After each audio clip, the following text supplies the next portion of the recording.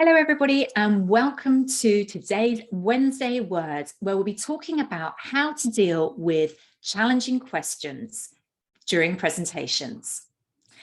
So imagine the situation. Imagine that you're doing a presentation and you are well prepared. It's been going fantastically well so far. And then that question comes that you weren't expecting, the one you haven't prepared for. Perhaps it's even a question that you're not sure you quite understand exactly what it is the person is asking you. It's a difficult situation, right? You want to reply in a way which is professional. And yet, if you don't have the answer or even understand the question, this can be a little bit challenging for you. So I wanted to share today what I would do in this situation. Maybe you've tried things out, and I would love to know if there's certain things that worked or didn't work for you. And I want to share some ideas about how you can handle this situation and move the conversation on. But first of all, there are two things to bear in mind. The first thing is that if you're like most people, then you've probably prepared very well for this presentation, this talk that you're doing. And you're probably an expert at the topic that you're talking about, if not very competent and knowledgeable about it. So do remember that. Remember that you're coming from a place of knowledge, competence, and expertise. The other thing to remember as well is that for the most part, usually in these situations, the person asking that question isn't doing that to be hostile or to try and catch you out or to find a way to discredit what you've just said in the presentation. Sometimes I think people feel like actually, the person asking the question is trying to make a point. But for the most part, usually this isn't the case. Usually questions are genuine. It's about clarifying or getting more information. So do approach it in that spirit, that the intention is usually positive. Now, before I even talk about the strategies, I want you to think about how you're going to prepare in this situation. And there are some steps, simple steps, which I think are important to bear in mind when we experience this type of challenging situation. So the first thing is to really be aware of your body language. So what may happen, and can happen for some people, is that they hear the question, but they automatically start realizing that they don't know the answer to this, or they're not really sure they have the information. When we feel like this, sometimes we stop paying attention even before the question has finished. So we start getting into our own head, we start worrying, how am I going to reply to this? And we're not really properly paying attention. So first of all, make sure that you're really listening to the full question and make sure with body language that you're actually indicating that you're listening. So whether that's through nods or ways of indicating to show, through eye contact as well. So that's the first point.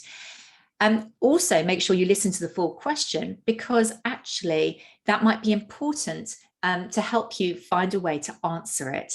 Sometimes it's tempting to interrupt or jump in with an answer, but it's always good to listen to the full question first.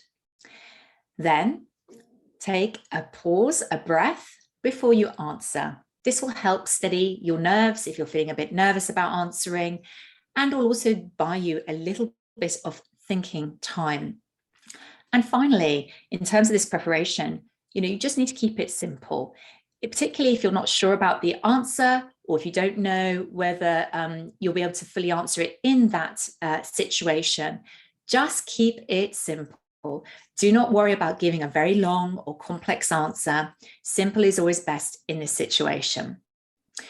So that's part of the preparation. Now let's talk about the 3 strategies themselves. So strategy number 1 is all about avoiding answering. And I don't mean not answering the question at all, but I mean avoid answering in that moment, in the presentation or in the meeting. So this is a delay tactic. And I would use this if you feel that you might have the information, but just not with you there and then. And I would make an offer like this. I would say something like, thank you for your question. Yes, I would love to sort of explore that, but perhaps I can follow up with you afterwards. And that's a great opportunity to delay, and then you can go find the information. But of course, you must follow up if you promise to do so. You also there might be a reason why you don't want to answer that question in front of everybody, in which case I would say something like, that's a great question, and we probably don't have time to go into all of the detail of that today, but perhaps I can pick up with you afterwards and we can have a one-to-one conversation. So that's another way that you follow up in an individual conversation, which is easier to answer the question. So there you go, a couple of ideas about how you can delay or avoid answering the question. So strategy number 2 is all about giving first views. So people feel like they have to, because they're the presenter, the speaker, they have to give a very polished view or a very precise answer to the question. You don't have to do this, in fact. In fact, you could just give your first view on that particular question. And what I mean by this is using phrases like, my first thoughts on this topic are, or to start with, I would say it would be this, but I can come back and clarify with you. So you can see that what you're doing there is giving an initial view, initial opinion, without committing yourself. And if you want to, once you've reflected on the question, you could always follow up afterwards with the person. And then the final strategy, when you don't understand and you want to clarify. So clarify is the strategy. Now, this is really potentially the most tricky area, because I know for many of my clients, they worry that, will I actually understand the question that's being asked? And that might be for a variety of different reasons. It's unusual that it would be the actual words or phrases that people use, but it could be that somebody expresses themselves in a certain way, which is unusual, or perhaps they ask a very long question, or even they try and ends up asking like 2 or 3 questions in one go, which can be a bit confusing. So how do you handle this? How do you really kind of answer a question that is so hard to understand? Well, one way we can do this is by inviting the person asking that question to tell you more. So tell me more about what you actually are looking to understand, or tell me more about what are you specifically interested in. And this can be a great way to find out more about that person asking the question. The other good reason to say that and invite them is that sometimes a person asks a question because they have a particular point of view they want to share.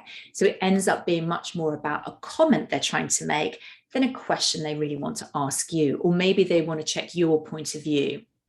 So that's kind of one way.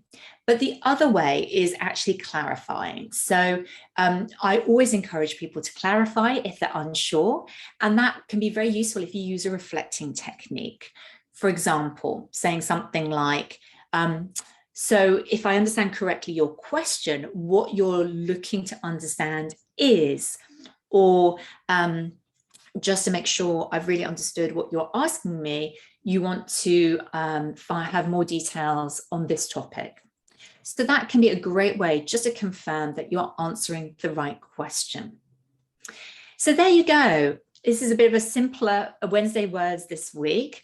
But I hope that you find that really useful, particularly if you're somebody who's doing a lot of presentations and you experience challenging questions sometimes. So in summary, remember to prepare yourself, thinking about your body language and your attention, and to ground yourself with your breath before you start answering, and keep it simple. Strategy number 1 is about avoiding or delaying the answer. Strategy number 2 is about expressing your first view. And strategy number 3 is clarifying when you don't understand. So thank you so much for joining me today for today's Wednesday Words. I really hope that you've enjoyed it and found it useful. I do hope you can activate some of this learning and tell me, what have you found most useful today? Feel free to message me or contact me, because I always love to know what you particularly find interesting.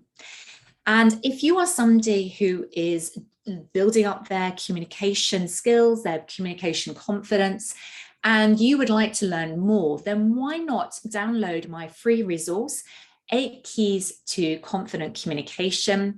It's my free ebook, and you'd be very welcome to receive this by clicking the link. Thank you so much. I'm Victoria Reynoldson, communication and culture coach, and I'll see you next time on Wednesday Words.